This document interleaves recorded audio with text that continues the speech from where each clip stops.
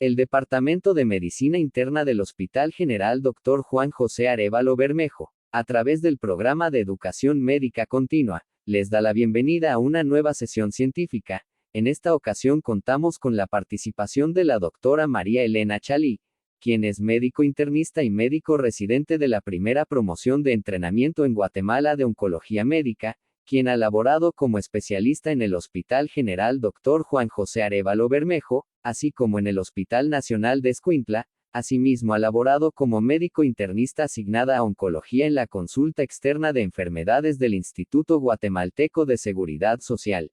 En el ámbito de la investigación fue coordinadora del estudio Affinity y SAFE, con participación en discusión en la clínica de tumores. Hoy nos hablará sobre generalidades del cáncer de próstata. Sin más que agregar, le cedemos el tiempo a la doctora Chalí.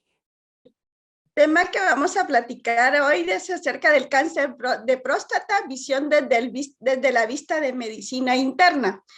Pues en mi ámbito como internista, que he tenido la dicha de poder trabajarlo por más de 15 años antes de estar en una residencia de oncología médica, pues ahí me parece importante como elaboradora de la institución ponernos en contexto de algunos puntos que son claves para tener un mejor abordaje del cáncer de próstata, porque al final del día nosotros somos el último eslabón que ya nos toca tratar la enfermedad que la misma situación de nuestro país muchas veces ya es una enfermedad que se diagnostica de forma avanzada.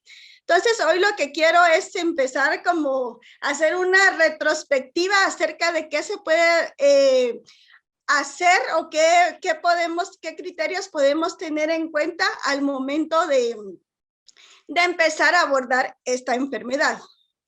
Entonces, vamos a hablar en la agenda de hoy acerca de la epidemiología, factores de riesgo, el screening, la vigilancia activa versus observación, la cirugía, radioterapia y braquiterapia, hormonoterapia y quimioterapia. Vamos a hablar pincelazos de esto, no les voy a hacer una clase aburrida acerca de ya cuestiones más finas que ya nos toca tratar como médicos oncólogos.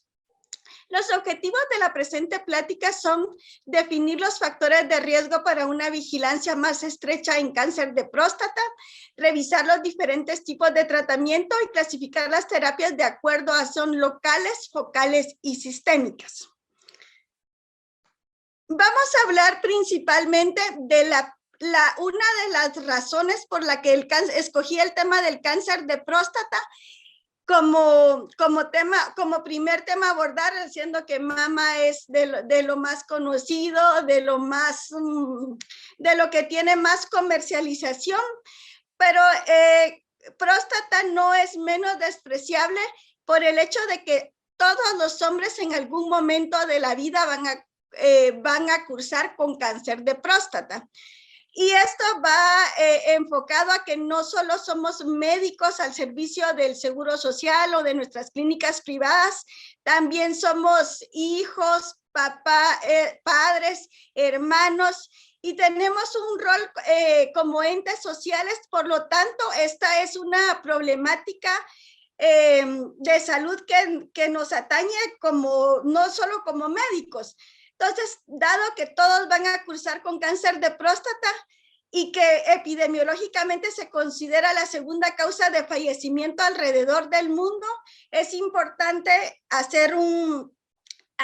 detenernos y analizar qué estamos haciendo hasta el momento y qué podemos hacer de aquí en adelante. Entonces, se previó que para el 2021 se atendrían 248,300 casos nuevos de cáncer de próstata, que equivale a un 46% y 34,134 muertes. Desde 1995 para 2004, que vino el advenimiento del antígeno prostático, se logró un diagnóstico más temprano y que se diagnosticara de forma asintomática. La tasa de supervivencia relativa actualmente a los 5 años ha sido de un 98%. Las razones por las que consideramos que ya se está diagnosticando más temprano y lo hacemos de forma asintomática nos lleva también a la otra cara de la moneda, al hecho de que el paciente no presenta síntomas, por lo tanto, no se quiere tratar. Y las principales razones por las que los pacientes están rehusando el tratamiento es el riesgo del deterioro de la función urinaria, sexual e intestinal, que son a largo plazo las principales complicaciones que los hombres no los aceptan por el mismo contexto social, que no se quieran empezar a hacer un screening temprano antes de los 40 años. Perdón, a partir de los 40 años. Antes de los 40 años en realidad no hay una indicación, pero del 2004 que ya vino el antígeno prostático específico para adelante, ya logramos tener diagnósticos en estadios más tempranos y por lo tanto hemos logrado curar más la enfermedad.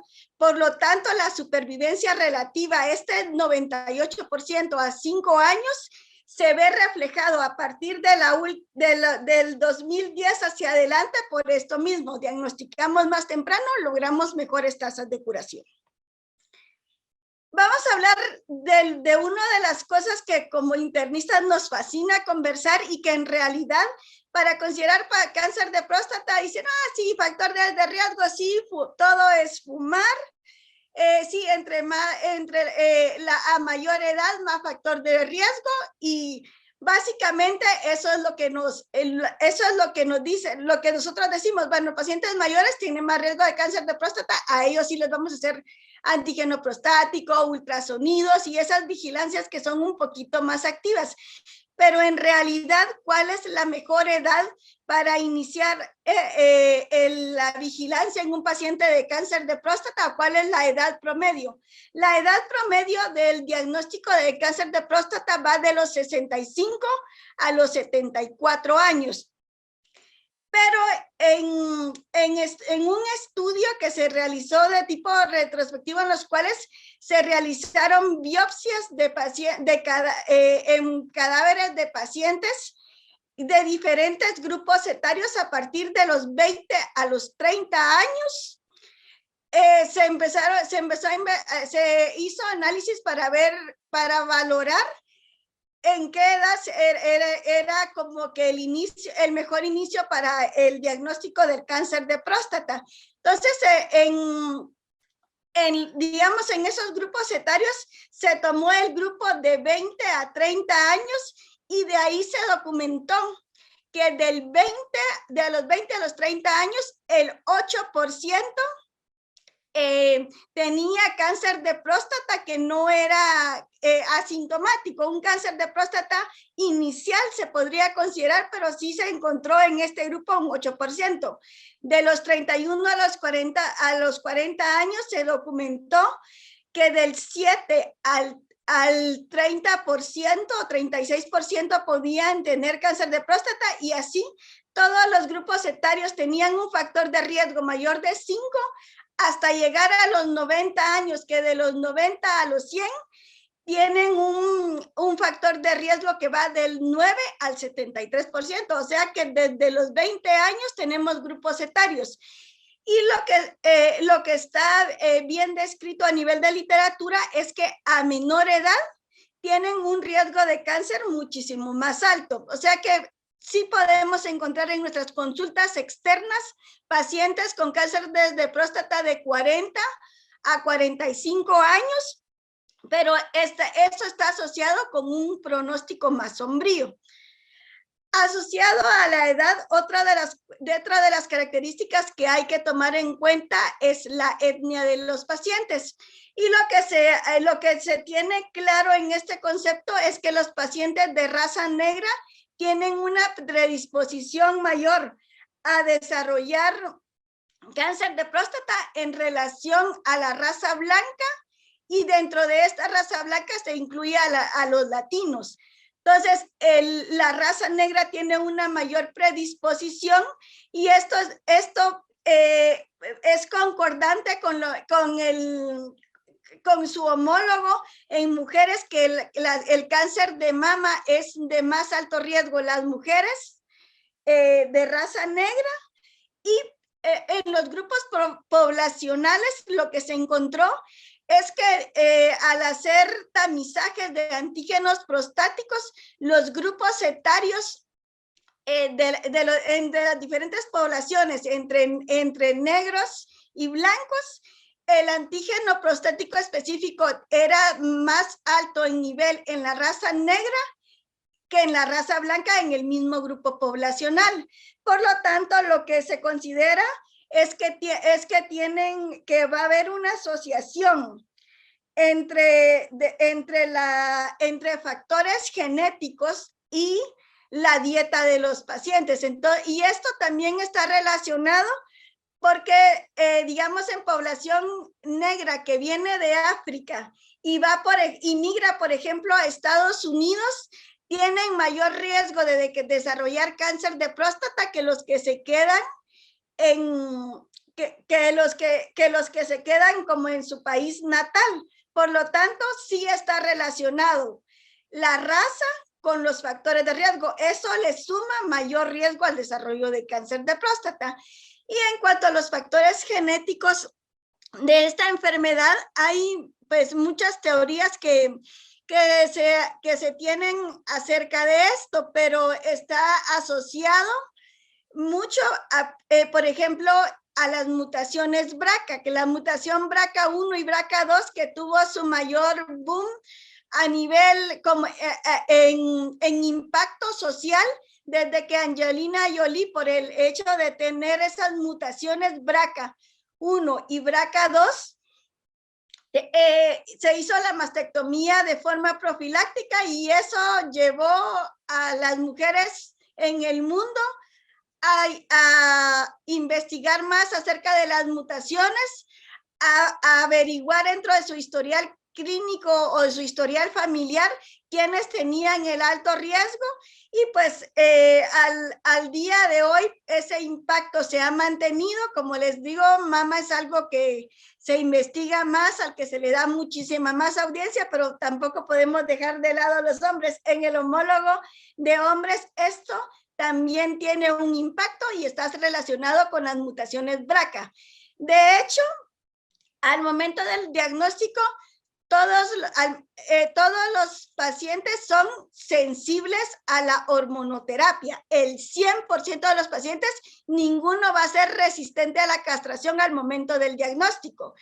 Conforme recibiendo las diferentes líneas de tratamiento hormonal, se van haciendo clonas resistentes a la castración hasta llegar el momento en el que uno dice, este paciente ya no es hormonosensible, y ya nos vamos a las líneas de terapia de hormonoresistencia, y en ellos al final de que ya pasamos por las líneas de quimioterapia, radioterapias o hormonoterapias paliativas, ahora de hecho una de las líneas de tratamiento va relacionados con las mutaciones BRCA, que va cobrando más auge. Claro que para este momento de los tratamientos es un tratamiento de muy alto costo que probablemente en los países que son mucho más desarrollados podrían tener acceso, porque pues aquí los tratamientos van arriba de 100,000 de tratamiento al mes, pero ya es algo que se tiene como contemplado entre las últimas líneas de tratamiento. Y algo que nos encanta hablar a nosotros como internistas que es de la dieta, y es algo que en los médicos de enfermedad común es como el pan diario de lo que nos preguntan. ¿Cómo influye la dieta en mi enfermedad? Hablando específicamente del cáncer de próstata, lo que está claramente definido es que la grasa animal tiene un mayor riesgo del desarrollo de cáncer de próstata. Entonces, esto está bien relacionado, por ejemplo, con el ácido linoleico que se va a encontrar en que se va a encontrar principalmente en las carnes rojas.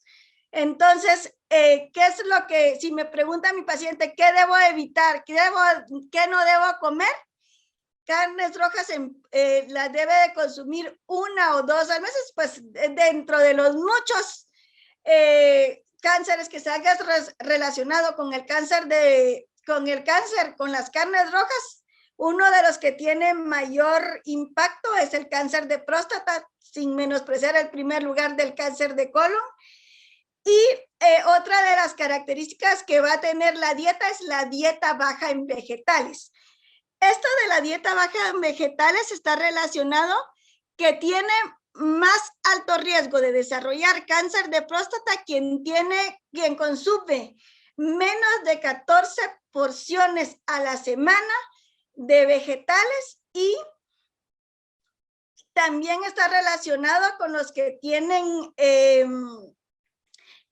que disminuye el riesgo con los que consumen más de 28 porciones semanalmente. Entonces, el impacto a nivel, de acuerdo a los estudios del consumo de vegetales para disminuir el riesgo de cáncer de próstata está bien evidenciado. Y pues muy asociado a la dieta, que no debe consumir mucha grasa de tipo animal y consumir porciones importantes de verduras. Vamos a hablar del peso y la obesidad. En cuanto a esto, el aumento de la mortalidad por cáncer de próstata está relacionado de un 6 a un 15% por el aumento de cada 5 miligramos por metro del índice de masa corporal. Entonces, lo que lo asocia, aunque ya hubiera tenido el desarrollo de cáncer de próstata, pero si durante el diagnóstico, que sea a largo plazo, que ya lo diagnosticamos a estadios avanzados, el hecho de seguir aumentando de peso, lo que predispone es a un cáncer de próstata muchísimo más agresivo y que está aumentado a mayor tasa de mortalidad. En cuanto a lo que sí podemos comer, que podría considerarse una de la dieta, ¿qué es lo que me mejora? ¿Qué es lo que yo podría mejorar? Aparte de consumir más vegetales, o dentro de los vegetales, el brócoli y la coliflor son los alimentos que más disminuyen el riesgo de cáncer de próstata. Entonces, pues siempre vamos a relacionar tabaco y alcohol con el desarrollo de todo tipo de cáncer. El tabaco sí tiene una mayor relación con el cáncer de próstata, pero no impacta en un mayor riesgo de muerte, sino que está relacionado con un cáncer de próstata de bajo riesgo.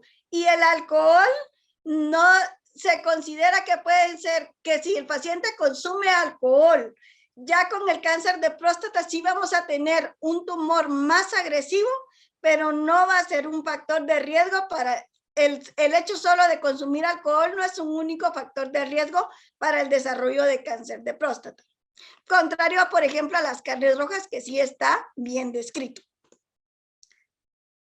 Y dentro de los factores protectores que podemos ofrecer a nuestro paciente, ya dijimos aumento de la cantidad de vegetales, principalmente coliflor y brócoli. Y otro de los factores es el consumo de tomate por la utilización de los betacarotenos principalmente. Y dentro de los mitos que se pueden decir, qué cosas que preguntan, y uno muchas veces pues no tiene la experiencia o no está tan descrito en la literatura. Dentro de los mitos que se considera es que la realización de las vasectomías aumenta el riesgo de cáncer de próstata. No, no lo aumenta. La realización de eyaculaciones precoces tampoco se logró determinar, eyaculaciones, perdón, frecuentes, no precoces, eyaculaciones frecuentes tampoco se ha relacionado con un aumento del riesgo de cáncer de próstata. Entonces, estos mitos no se deben de aceptar. O sea, no me realizo la vasectomía porque me va a desarrollar cáncer de próstata. No, no es cierto. Y en cuanto al diagnóstico y al tratamiento de cáncer de próstata, para el médico, porque nosotros como oncólogos creo que no nos toca la parte más fácil por el hecho de que determinar el mejor tratamiento o el tratamiento idóneo para cada paciente es el mayor desafío que podemos tener, ¿verdad? Pero el curso clínico del cáncer de próstata es algo que es difícil de predecir. Y es difícil de predecir porque tenemos dos pacientes de 58 años con las mismas concentraciones séricas, con las mismas características de la biopsia. Tenemos, por ejemplo, podemos tener un Gleason de 7 los dos y vamos a tener un paciente que en un año va a tener un estadio de la enfermedad muchísimo más avanzado que va a progresar a los 2 meses versus el otro que lo podríamos dejar en una vigilancia activa y podríamos retrasar el tratamiento durante 2 años. Entonces, ese es el desafío como médicos, saber a quién es el que hay que tamizar más, a quién es el que hay que vigilar más de cerca, porque esas son las características que no las podemos decir del todo. Vamos a tratar de descifrar lo poco que hay a nivel de literatura de esto, pero que no tenemos claro quién va a tener una mayor agresividad. Entonces, ¿cuál es nuestro objetivo o nuestro desafío? Identificar a los hombres que tienen cáncer de próstata agresivo y localizado que va a tener una evolución y que esa evolución nosotros seamos lo suficientemente acuciosos para decir no, ya no te voy a vigilar más, no puedo seguir vigilándote y empecemos en una terapia local, lo saquemos de una vigilancia activa y lo llevemos a una terapia local y que la enfermedad sea curable. O sea, es un reto difícil porque no tenemos, al día de hoy, no se cuentan con las herramientas o los marcadores bioquímicos que nos puedan hacer sacar de un contexto de alto riesgo y de bajo riesgo. Entonces, ¿qué características hay que tomar en cuenta para tomar este desafío o para ayudarnos en este desafío?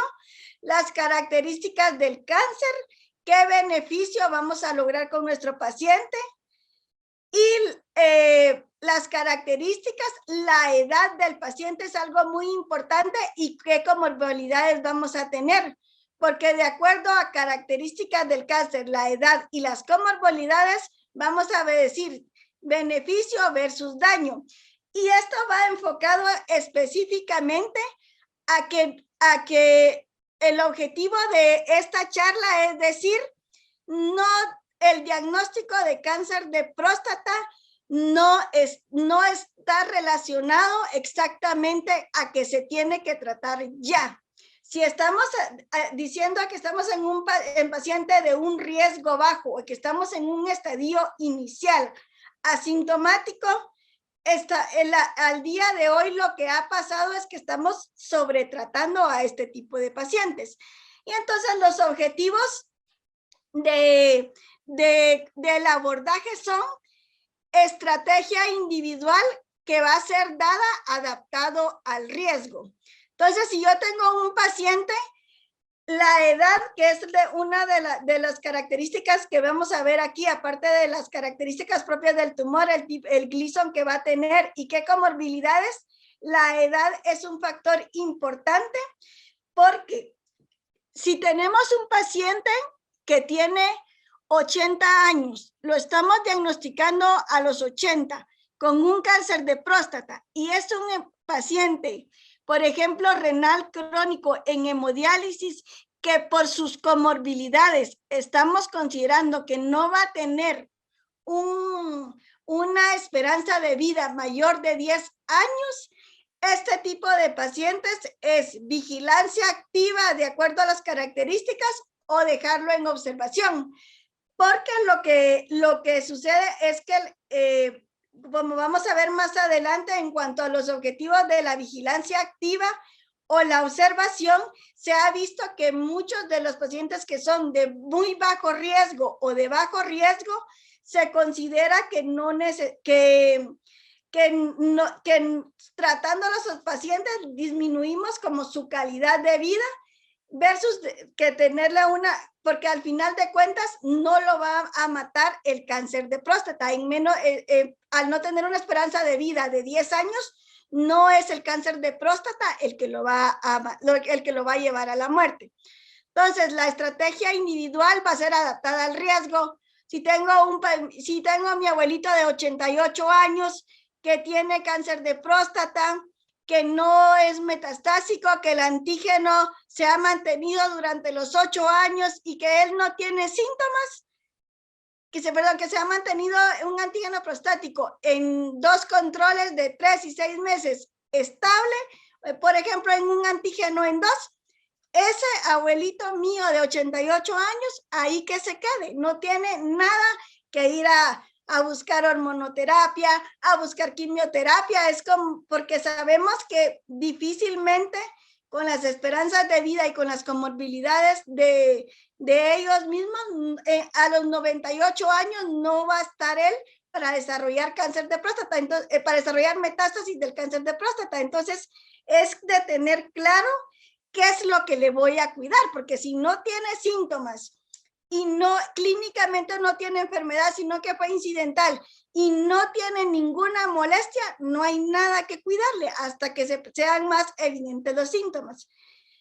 Y en esto hay el análisis del médico paciente, deseos y esperanzas de vida.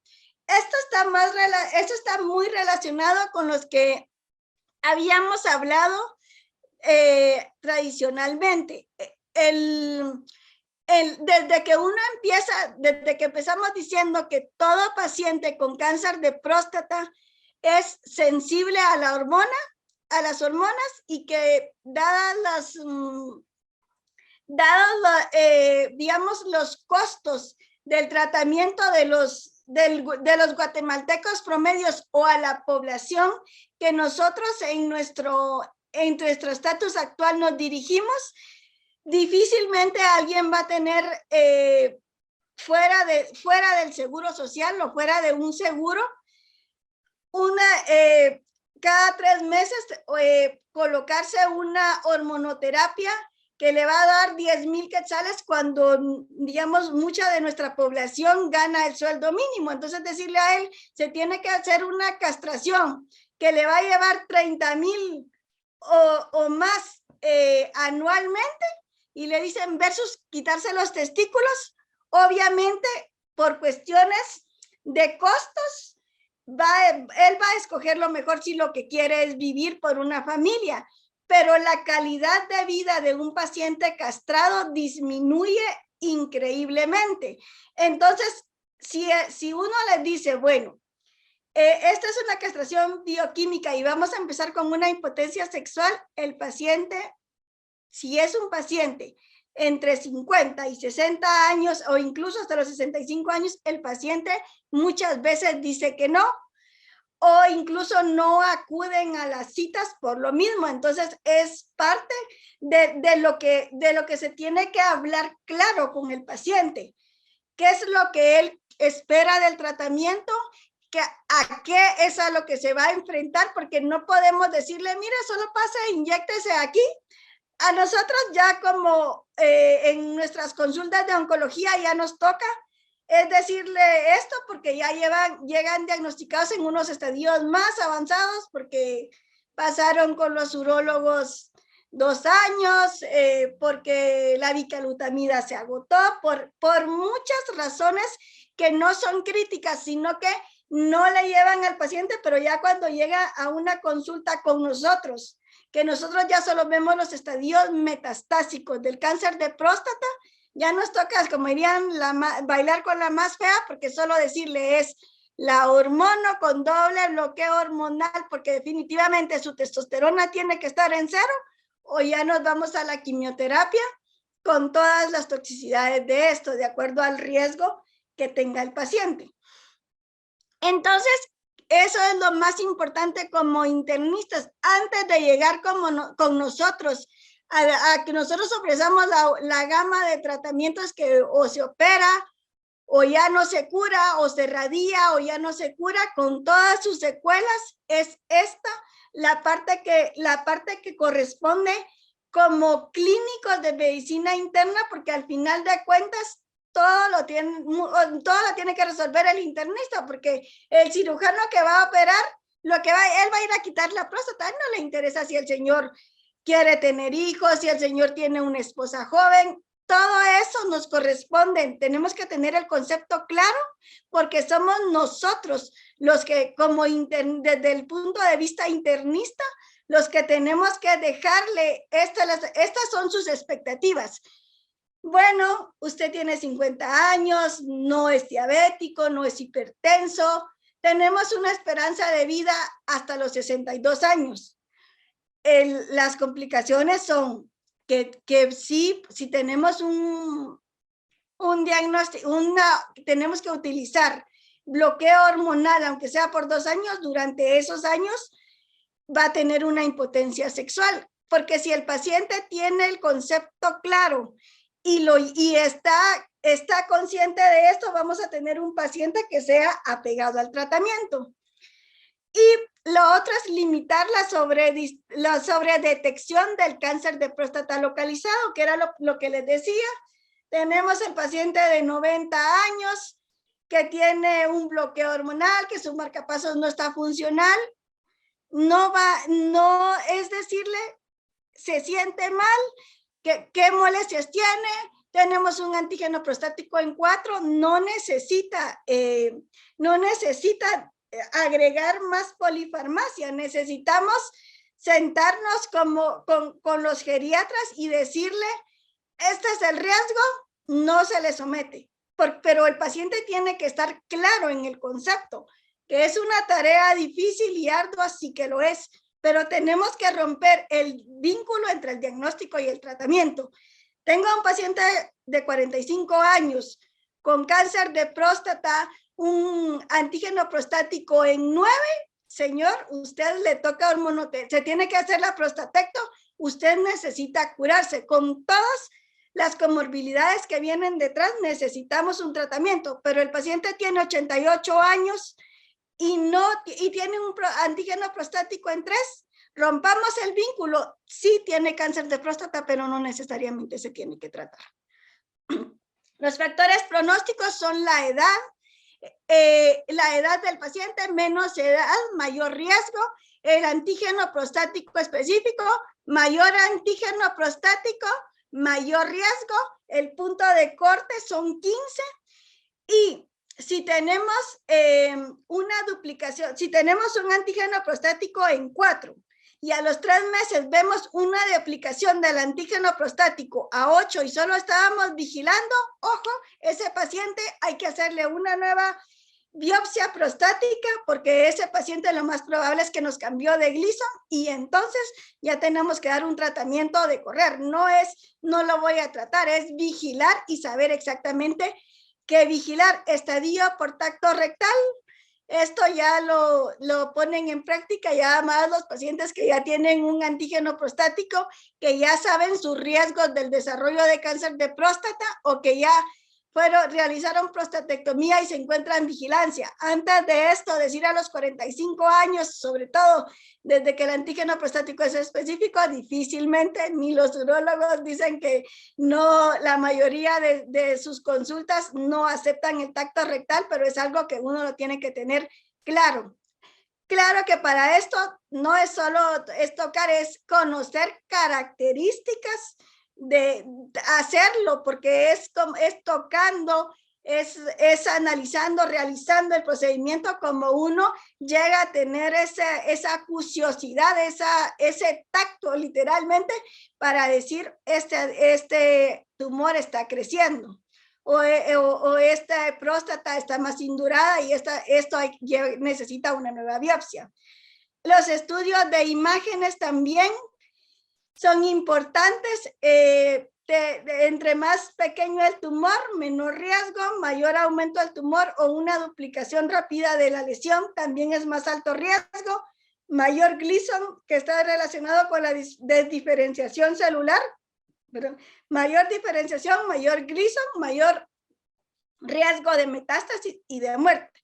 Y la extensión de biopsia, esto es algo que ya le compete al urólogo, que es el que realiza la biopsia en tomar lesiones de diferentes lugares y decidir qué es lo mejor para el paciente. O sea, si teníamos en 3 núcleos nada más enfermedad, estamos en una enfermedad más localizada que ya aumentan en 10 campos o en 10 biopsias diferentes, ¿verdad? Entonces ahí ya estamos ante un estadio más avanzado. Métodos diagnósticos, el antígeno prostático específico se va relacionando de acuerdo a la edad. Si tenemos un paciente que tiene antecedente familiar de cáncer de próstata, el paciente que tengamos, aunque tenga un antígeno prostático normal, se debe empezar a hacer el testeo de antígeno prostático 10 años antes del diagnóstico del papá. Eso es lo último de las guías ahorita y es lo que hay que tener en cuenta. Si mi papá fue diagnosticado a los 70 años, a los 60 años, yo empiezo con mi antígeno prostático, yo voy al urólogo y empiezo a hacer tactos rectales porque mi riesgo es altísimo para el desarrollo de cáncer de próstata. La biopsia está totalmente indicada. La biopsia que se realiza es la biopsia inicialmente transuretral. Debe realizarse por los urólogos porque ellos tienen como más la experiencia de tomar las muestras de diferentes lugares, porque de esa manera vamos a caracterizar mejor la lesión. El examen rectal digital, que pues aunque no se practique de forma habitual, sí tiene un valor en cuanto al pronóstico para los pacientes que se lo logran realizar. Y el estándar de tratamiento para el cáncer de próstata es la resonancia multiparamétrica, porque la resonancia multiparamétrica nos va a poder caracterizar las lesiones y definirlos de acuerdo al tamaño tumoral en los diferentes estadios, contrario a lo que no se puede realizar por una tomografía o una resonancia magnética convencional. Sí está en Guatemala, solo hay un lugar que lo realiza, pero sí, si queremos caracterizar bien una lesión, el gold estándar es la resonancia magnética multiparamétrica. Opciones actuales de tratamiento. Ya vamos a empezar por el tratamiento porque no quiero aburrirlos con esta clase. Esto ya nos corresponde más, pero me encanta compartir esto porque uno, mientras no tiene la experiencia, no sabe exactamente con qué tanto podemos contar en Guatemala. La vigilancia es el primer diagnóstico cuando dijimos que tenemos un paciente con muy bajo riesgo, que tengamos un Gleason en 5, un Gleason en 6, con un APE que no se modifica. Ese paciente no necesariamente el diagnóstico es igual a tratamiento, se va al proceso de vigilancia. Obviamente decir que un paciente le acepte en Guatemala tiene cáncer de próstata, pero no vamos a hacer nada, solo ver y esperar a ver qué pasa. En el 90% le van a decir que no, yo tengo cáncer, yo me voy a tratar. Tratamientos de buscando la curación, cirugía versus radioterapia externa. Tratamientos localizados, braquiterapia, crioterapia, Y tenemos luego ya nos vamos a la terapia sistémica, en la cual va la quimioterapia, la terapia biológica, el ultrasonido enfocado de alta intensidad y la hormonoterapia. De estos ya nos vamos a las terapias sistémicas. Y en cuanto a la vigilancia, indicación principal de este tipo de tratamiento es el muy bajo y bajo riesgo. Muy bajo riesgo es básicamente decir que tenemos un paciente que incidentalmente le encontramos por otra causa esto, pero que por vigilancia, si solo veamos muy bajo riesgo, es muy bajo el porcentaje. Y estos pacientes se van vigilancia activa o observación o espera vigilante. Esto está completamente relacionado en las guías. ¿Cuál es la diferencia entre uno y otro? Tenemos un paciente que estamos en vigilancia activa. Realizamos un antígeno prostático. Tenemos un antígeno prostático abajo de 10. Un Gleason entre 5 y 6. Pero es un paciente con una esperanza de vida mayor de 10 años, porque no tenemos comorbilidades, tenemos una esperanza de vida arriba de los 10 años, este paciente es en vigilancia activa. ¿Cómo se hace? La primera biopsia es un Gleason en 6. Se realizan los antígenos prostáticos durante cada 3 meses, durante el primer año, y en esos 12 meses que pueden hacerlo o a los 3 o a los 6 meses, hacen una nueva biopsia prostática para ver cómo está el Gleason. Si el Gleason se mantiene, seguimos solo con el seguimiento con el antígeno prostático y ya nos vamos, si el antígeno prostático no se va modificando, ya nos vamos una biopsia cada 2 años. Esto es vigilancia activa. Versus el brazo de la observación o espera vigilante, paciente de 88 años que tiene 88 años que tiene un AP de 6. No tiene molestias, tenemos esperanza de vida baja, hacemos tiene muchas comorbilidades para hacer una biopsia, no la hacemos, no se modifica el AP, se deja en observación o una espera vigilante. Si tenemos la oportunidad de hacer una biopsia prostática y tenemos un Gleason en 5 y un AP que no se ha movido, este paciente solo se vigila con antígeno prostático, no necesita más biopsias. Versus la vigilancia, esto se puede hacer el AP cada 6 meses, el AP va cada 3 meses, biopsia control en 1 año y sin falta cada 2 años el antígeno prostático o hasta que veamos una duplicación del AP que vaya en ascenso, digamos, entre 3 y 6 meses un ascenso del AP, nueva biopsia, pronto, porque entonces ya nos vamos a salir de la vigilancia activa y ya vamos a entrar al proceso de una enfermedad que es completamente curable, porque ese es el chiste de esto, que es no sobretratar al paciente, sino ser el médico idóneo para tratar cuando la enfermedad va como avanzando sin que nos salgamos de la curación del paciente.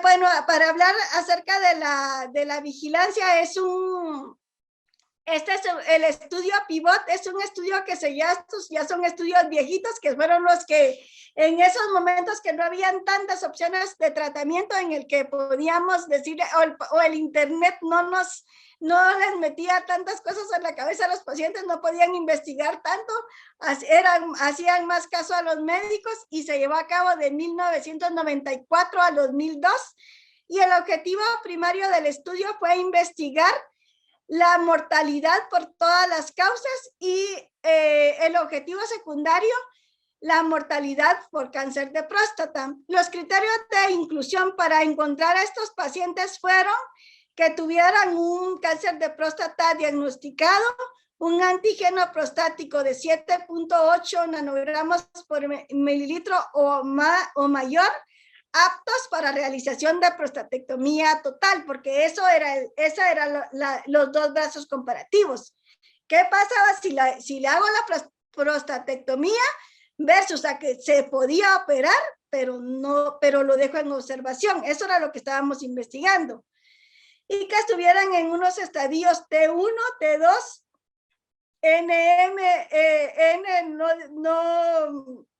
no evidente o no diagnosticado y que no tuviera metástasis, que fueran menores de 75 años para una mayor esperanza de vida y que su diagnóstico fuera realizado 12 meses antes o menos, no más. Entonces, en el primer paso que fue a investigar, se hizo la vigilancia a largo plazo. Tuvo un primer punto de corte a los 10 años y el segundo corte, que son las gráficas que vamos a ver, fue a los 19 años con una mediana de seguimiento en ese momento de 12 años. La muestra fue una muestra importante de 731 pacientes y se los sometieron a 2 brazos. Entonces, el primero fue investigar la mortalidad por todas las causas. Entonces, a los 19 años se evidenció que una prostatectomía radical, una mortalidad de 66.8% para los pacientes en observación versus un 61.3% para los pacientes que se les realizó prostatectomía parcial. Entonces estamos hablando de que vimos a los pacientes 19 años después. Y en cuanto a las muertes relacionadas con el cáncer, fue a los 19 años, igual la mediana de seguimiento de 12 años fue de 7.4 para los pacientes que a los que se les realizó prostatectomía parcial versus, prostatectomía radical versus 11.4% para el grupo que se quedó en observación. Y las conclusiones de este estudio es que después de casi 20 años, la cirugía no se asoció con una mortalidad por todas las causas o por cáncer de próstata significativamente menor que la observación. Y la cirugía se asoció con más eventos adversos que la observación, pero fue menor la frecuencia de tratamiento para la progresión de la enfermedad asintomática, local o bioquímica. O sea, sí, podemos decir que no impactamos tanto en cuanto a la sobrevida, pero sí a que los pacientes que no se les realizó prostatectomía hicieron más metástasis y también hubo mayor progresión bioquímica y progresión local. Este segundo estudio también fue en el cual se investigó a los pacientes con cáncer de próstata de riesgo favorable o intermedio, y entre los pacientes que la intervención que tuvieran antígeno prostático, que no tuvieran duplicación en menos de 3 años, la progresión de Gleason y la progresión clínica inequívoca. Estas eran las características de los pacientes, con una mediana de seguimiento de 6.4 años, y los objetivos de este estudio de 450 pacientes fue la sobrevida global y la sobrevida por causa específica de tiempo hasta la suspensión de la vigilancia y la tasa de fracaso del antígeno prostático específico. ¿Qué resultados obtuvimos en este estudio? La vigilancia activa del cáncer de próstata de riesgo favorable es factible y parece segura en el margen del tiempo, y en la corte 2.8% desarrollaron metástasis. No es un porcentaje tan alto en cuanto al desarrollo de metástasis en vigilancia activa. El 1.5% de pacientes murió específicamente por el cáncer de próstata, el resto murió por otras causas, y la tasa de mortalidad es la misma que la esperada con intervención inicial definitiva. Pruebas de vigilancia activa, ¿cómo lo hacemos? Antígeno prostático específico, examen rectal y biopsia prostática. Es lo que quiero que se lleven a casa hoy, por eso les hago hincapié en esto. ¿Cuándo parar de vigilar? ¿Cuándo decir yo, no, este paciente se sale del contexto de vigilancia activa y ya hay que tomar cartas en el asunto? las premisas cuando el índice el índice de mortalidad sea de 6.4 y se necesitan tratar 48 pacientes para evitar una muerte. O sea, la vigilancia activa es algo que perfectamente lo podemos manejar, que necesitamos mucha educación, educar mucho a nuestra población para que ellos entiendan que no todo cáncer se trata de inmediato. Sí, pero primero también nos tenemos que educar nosotros para tener esa chispa de saber cuándo parar. Terapias locales, vamos buscando, ya no salimos de la vigilancia activa, el paciente hay que actuar. ¿Cuáles son las terapias locales? Son las terapias en las que buscamos curar al paciente. 3 tipos de cirugía: cirugía abierta, laparotomía exploradora asistida por Rodot y la radioterapia y la resección de prostática transuretral. Esos son los 3 tipos de cirugía, que en eso sí nosotros no nos metemos.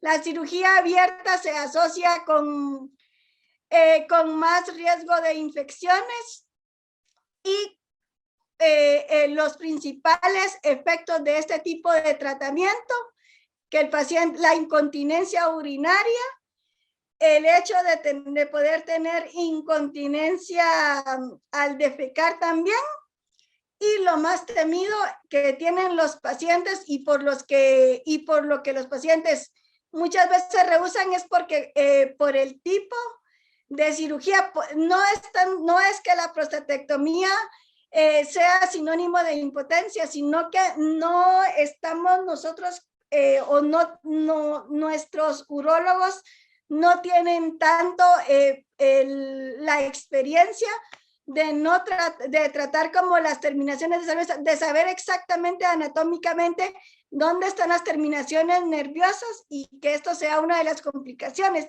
Aunque los cirujanos acá, los urólogos de nuestra institución dicen que ellos tienen una tasa como de falla, que dejan impotencia en más o menos 2 a 5% de los pacientes, que es un porcentaje bueno, el que uno puede decirle es bajo el riesgo de que quede con impotencia sexual. La incontinencia urinaria, los primeros meses es bien marcada, con el tiempo va mejorando y llega a ser casi nula. Y esa es la ventaja de la cirugía robótica, que nos encantaría poderla tener ya en nuestro país, pero solo está disponible en México. Pero es importante saber que existe, que es un procedimiento costoso y que ofrecen que no van a tener incontinencia urinaria y que no van a tener problemas de disfunción eréctil. Eso es el éxito de esta cirugía. Obviamente el costo es el principal, es lo principal, lo principal como que nos detiene a tener este tipo de cirugía en nuestro país, porque en promedio creo que el robot vale $1,5 millones, y lo otro es que es operador dependiente. O sea, el que lo maneje el robot tiene que ser alguien especializado y tiene que tener la suficiente experiencia de haber operado por lo menos 20 cirugías para llegar a una primera cirugía de éxito. O sea que es un entrenamiento enorme. Y estos son, es así como se hace el procedimiento, que se van metiendo las agujas en diferente, y es lo que les digo, ¿verdad? Él es operador dependiente, él va maniobrando los diferentes puertos para lograr que la cirugía sea tanto éxito de lograr una prostatectomía de éxito sin mayores complicaciones. Y este es el estudio en el cual se dice prostatectomía versus ver y esperar, o sea, vigilancia versus la prostatectomía. Entonces, en el total fueron 695 pacientes, 347 se les realizó prostatectomía y 348 se les realizó vigilancia activa. Entonces, La incidencia acumulada de muerte fue de 56.9 para los pacientes que se realizó prostatectomía versus 68.9 para la vigilancia activa. Entonces, les cuanto a los resultados de este estudio, con una mediana de seguimiento de 12 años, a los 15 años la reducción del riesgo de muerte por cáncer de próstata fue de 6.1 después de la aleatorización de la prostatectomía radical versus la espera vigilante. Deben aleatorizarse 17 pacientes al azar para prostatectomía para evitar una muerte. Por lo tanto, les insisto, la vigilancia activa no es una buena estrategia de tratamiento. Continuando con la radioterapia, cuando tenemos un paciente que tiene muy alto riesgo para realización de cirugía, nos vamos a la radioterapia externa. Hay diferentes tipos de radioterapia. Es una radioterapia de haz externo, la cual es una radioterapia hipofraccionada. La IMRT, que es la terapia estándar actualmente. Y la cantidad de radiación se mide en Grays y va a dar de 80 Grays. Radioterapia o braquiterapia sola son buena opción cuando tenemos un paciente con un riesgo bajo en la velocidad del aumento del antígeno prostático, específico, una lesión dominante en estudios de imagen. Si tenemos múltiples lesiones, pero hay una lesión mayor, esa es la que hay que radiar. Mayor volumen de enfermedad por la biopsia. Entonces, de mayor volumen del que nosotros consideramos. Y combinando el riesgo intermedio alto, se puede dar otro tipo de terapia que es también una especie de radioterapia que se llama terapia de protones. Existe en Guatemala, sí. Y el estándar de tratamiento aquí también es la IMRT, aunque la radioterapia de haz externo hipofraccionada, digamos, recibida en un paciente que ustedes tengan que trasladar, la radioterapia ahorita, digamos, a nivel de INCAN, tuvo un boom que solo en Houston tienen una máquina tan buena como la que tienen aquí, es completamente recomendable. Esto es como para que tengan el contexto de cómo funciona la braquiterapia en el contexto de la próstata. Esta es la máquina de braquiterapia. Obviamente el paciente se coloca bajo estrictos de sedación porque estas agujas deben de penetrar toda la próstata. Estos son los puntos que ya están marcados aquí y se marcan, digamos, se marca la vejiga en rojo, que esta es la que son los órganos de riesgo, los órganos que hay que cuidar. Entonces, así es como se marca cuál es el área radial. Estos son los puntos y la característica de la IMRT sobre la otra es que como es una radioterapia que puede como irse, como que se puede ir uno a puntos específicos de la próstata, como ir moviendo el campo de radiación. Entonces uno toca menos órganos de riesgo con mayores tasas de radiación sin menores efectos secundarios. Entonces esto es mejor realizarse un examen de tacto rectal en lugar de estar recibiendo una braquiterapia, para que vean. Esto es aquí en Guatemala, de cómo se van colocando los diferentes agujas para la colocación de la braquiterapia. En próstata, porcentajes de la curación sobre la cirugía, prostatectomía radical, la mejor cura. La radioterapia externa es igual de buena es igual en la sobrevida libre de progresión, pero no cura tanto como la prostatectomía. Ventajas de la radioterapia: es menos invasiva y tiene menores complicaciones que lo que les hablaba, ¿verdad? Que es mucho más riesgo de impotencia sexual permanente y de incontinencia urinaria permanente en los pacientes que reciben la prostatectomía versus los pacientes que es radioterapia, que sí lo pueden tener, pero puede llegar a mejorarse e incluso a curarse por completo. Y en cuanto a las terapias sistémicas que vamos a tener, la hormonoterapia, los radiofármacos y la terapia dirigida, vamos a tener como parte de la terapia sistémica la inmunoterapia, que actualmente está haciendo como el boom del tratamiento ya en pacientes, por ejemplo, con mutaciones BRCA, y fármacos modificadores de huesos. Eso está relacionado más con enfermedad metastásica, entiéndase ácido zoledrónico, que son bifosfonatos, para disminuir el riesgo de fracturas patológicas. Conclusiones de la presentación. Los factores de riesgo para una vigilancia más estrecha en cáncer de próstata son el Gleason de 7 o mayor, esperanza de vida mayor de 10 años, un OPE mayor de 15, que incluso va a partir de los 10, que se va duplicando en cada control. Los tipos de tratamiento son cirugía, quimioterapia, radioterapia y hormonoterapia. Clasificar las terapias de acuerdo a locales, buscando curación, focales, que tengamos un contexto avanzado solo a nivel de próstata y sistémica, ya cuando tenemos una enfermedad metastásica, versus castración resistente. Y eso es lo que tenía preparado. Creo que me extendí más de lo esperado, pero gracias y no los dormí. Muchísimas gracias, doctora. No sé si alguien tiene alguna pregunta o algún comentario para la doctora.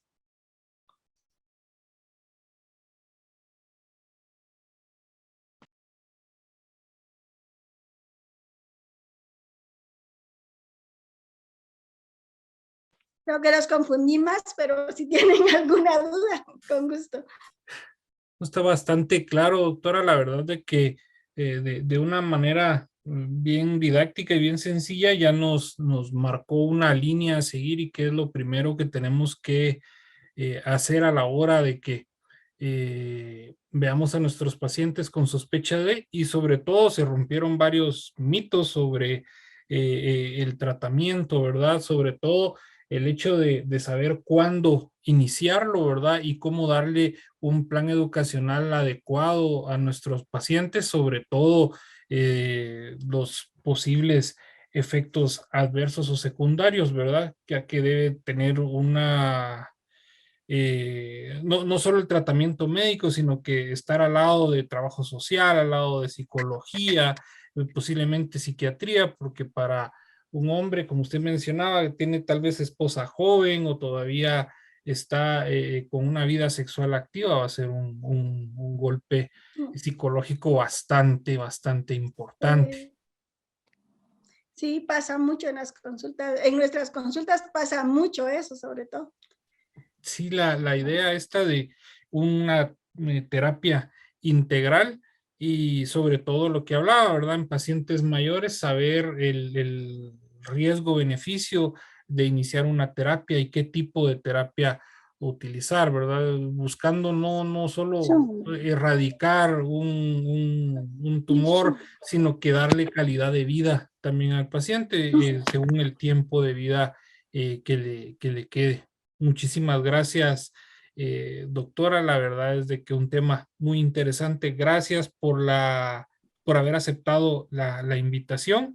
Esperamos poder contar con usted para sesiones posteriores. Muchísimas gracias. Claro que sí, con muchísimo gusto. Para mí también fue un gusto, aunque sea por vía virtual, podernos saludar y poderles dar un poquito de lo que hemos aprendido en estos años de residencia. Muchísimas gracias por su atención. Gracias, doctora. Entonces, con esto concluimos la sesión científica de esta semana. Para quienes se conectaron un poquito tarde o quieren volver a ver la charla, dentro de un rato la vamos a subir a YouTube y siempre tenemos la opción o la nueva opción de podcast para que la puedan escuchar de forma gratuita por Spotify. Siempre les subo yo los links para que puedan tener acceso a ellas. Entonces, muchísimas gracias a todos. Que tengan ustedes una muy bonita noche.